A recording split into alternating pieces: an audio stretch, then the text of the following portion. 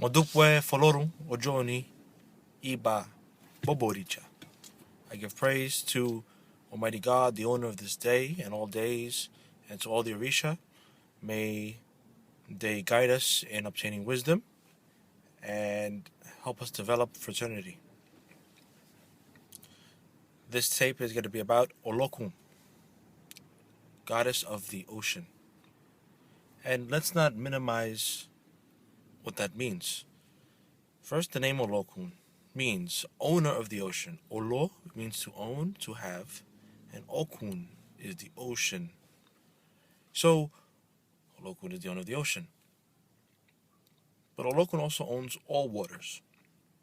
You have a song that says, Iya bawao, Iya bawao olomi saye wa de lokun, which means Olokun wears the crown for all the waters in the world. Okay? And what does it mean to be the owner of the ocean? Well, you probably already know. The ocean is the beginning of life. Okay? The ocean is the womb which the very first life begins in this world. Okay? And that's Olokun's domain. Olokun is the one who has secrets that mankind will never, ever be privy to.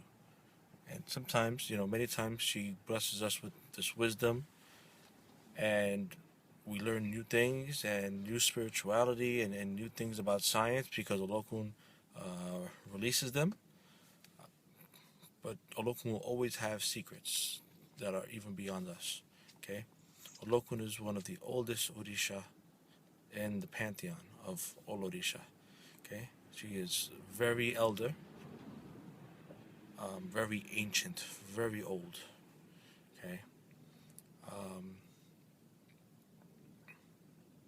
when we think of Olokun, we tend to associate her with Yamaya, and they share a lot of things. And I'll get into what she shares with Yamaya a little bit later. They'll have a lot of praise names that are similar, a lot of attributes. They eat a lot of the same foods, the same sacrifices, and because they have a lot of the same qualities, but they are definitely two distinct Orisha. Okay, Olokun. Olokun has her own place in the pantheon, separate from Yamaja. Okay, some people refer to Olokun as Yamaja Olokun, or refer to Yamaya as Yamaya Olokun as if they're one and the same. They're not. Okay, they share the ocean, and we can get into more details maybe at another time. But this one's going to be all about Olokun.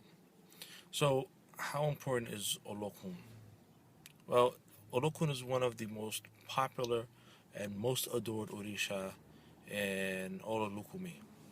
Okay, you'll will hardly ever find anybody that's been in this religion for a long time that isn't a devotee in some way of Olokun. Okay, Olokun, like I'm saying, is the beginning of life. So a lot of people praise Olokun for life, to have health, to have long life, because that's where life started. Okay, Alagbalugbo, right, means the deep, deep oceans, and again, that's like a womb. And so Olokun is the womb, which motherly womb, which we're always trying to get back to. Okay, where we find comfort, where we find blessings. Okay, before the earth was even the earth,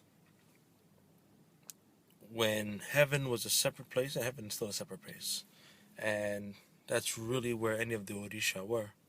Olokun saw this big floating mass of water floating around in space, and says that's where I would like to govern.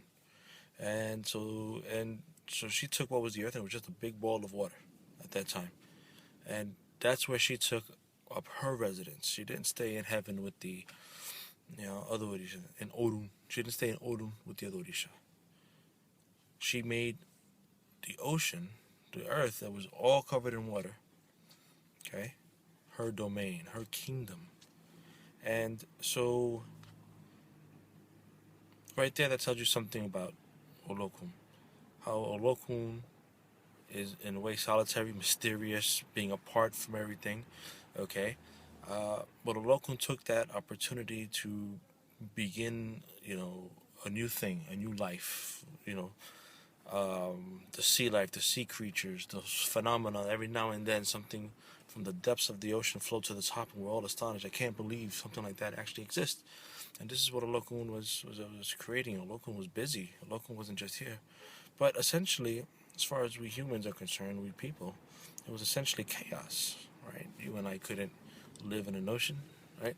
So for us, it was chaos, and it was home to Olokun, but it was still essentially uh, nothing that would be useful to anything besides an Orisha that can, live in those environments. And so that's when Obatala comes down, you know, by by the chain and starts creating the earth. And but I tell the story just to show that Olokun was actually here first, and even to this day, the ocean covers 70% of the world. So Olokun hasn't gone anywhere. Olokun is still very much a part of our life. It's part of our ecosystem. It's part of everything we do. Okay. Olokun is an orisha that brings children, very much associated with the birth of children, having healthy children, having your children grow up healthy and strong. Okay. Olokun is an orisha um, that has to do with monetary gain, with prosperity, not necessarily becoming wealthy. But if you think about it, what are all these things that come from the ocean that we value? Pearls, right? Seashells, right? Cowries used to be money in Africa, and um, so you can see how the ocean coral, right? Coral is very valuable, right? People fish and they get their living from the ocean. So the ocean is a source of sustenance, life. It's life giving. It didn't just begin life, but it continues to give us life. We can go have we eat fish and you know um, and so Olokun continues to give us life, continues to give us all these wonderful things, right? But wealth. So a lot of people uh, pray, to Olokun. And it's not being greedy. It's just you always want to have enough to eat, enough for your kids, maybe a little bit extra to enjoy yourself, you know. And so that's Olokun. Olokun many blessings. Most importantly, health. So Olokun, because she's associated with wealth, she's often depicted, you know, with her hair covered in cowries, um, pearls and things like that. You know, when you go to a Olokun shrine, there are a lot of things associated with the ocean, around her. Um, Olokun is such an old Orisha and so mysterious. There are, a lot of different depictions of her. Some say that nobody can see her because she's monstrous, or that's not necessarily true. Um, Orisha are not human beings. They don't. They can take whatever form they want. They can look and act human, for our benefit so that we can understand them better. Um, can Olokun be fearsome? Of course. We've seen the power of Olokun, even if it's not Olokun herself doing something tragic or, just nature. But, you have, tidal waves and tsunamis. So that's, storms that can, topple a boat. So the power of Olokun, is fearsome. And sometimes you hear people say, "Oh, Olokun is monstrous and nobody can look at her."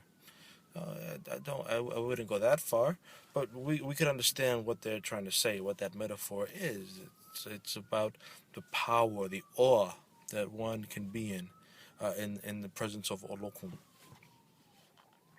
Um, so I'll stop here and start another video for part 2.